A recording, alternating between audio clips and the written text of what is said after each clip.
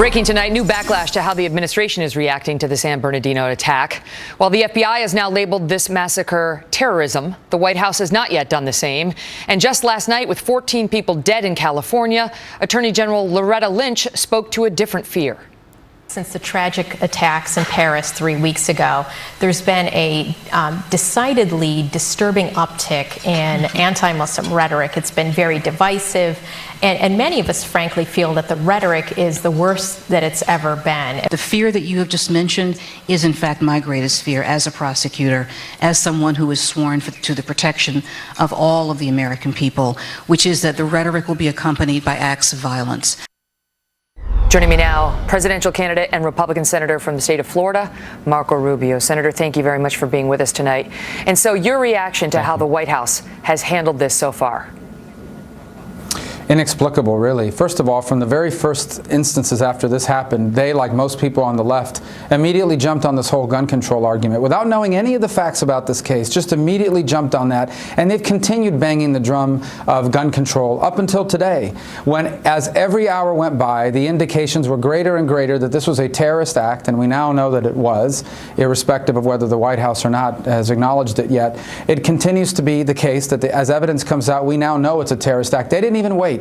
They immediately jumped on it as just another example of another mass killing, and this is why we need gun control, completely ignoring that none of the laws that they're proposing would have done anything to prevent this shooting or any of the previous shootings that they've cited or pointed to. What do you make of the Attorney General Loretta Lynch, who comes out today, doesn't even call it a terrorism investigation? It took the FBI director sitting next to her to say that. At the same time, she's sending a message to Muslim groups last night saying she will make sure that any hateful rhetoric against Muslims is looked into. I was like, she says, oh, by the way, we do have the First Amendment, but I'm going to look into that. Well, first of all, the problem that we have with them is they refuse to continue to acknowledge that we are at war with radical jihadists. Second is they have this narrative going. It's the same thing that led to the lies about Benghazi. This narrative that somehow this problem is contained, that we don't have anything to worry about, that ISIS is the JV team, that we're not in any danger. And so they continue to want to pretend as if this is not a major issue the way it is, and they refuse to acknowledge that we're engaged in a war on terror.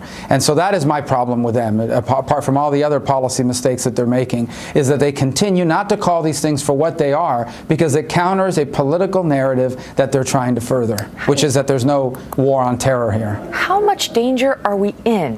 So we have two major issues that we're facing. One is they are inserting foreign fighters. They're inserting fighters into Europe. I think Jordan is going to be a country they're going to target here very soon from some large-scale attacks. And they would like to use the refugee crisis to insert fighters here in America and terrorists here in America.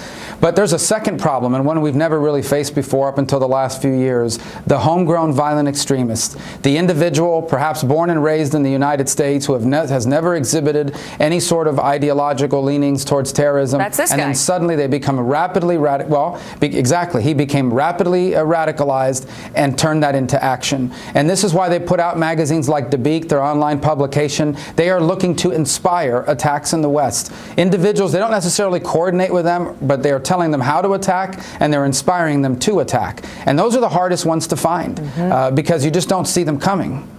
But it's like you have to find a direct communication between al-Baghdadi, who's running ISIS, and the individual here in the United States now in order for the administration to say, this is clearly terror. There doesn't have to be that direct link, does there?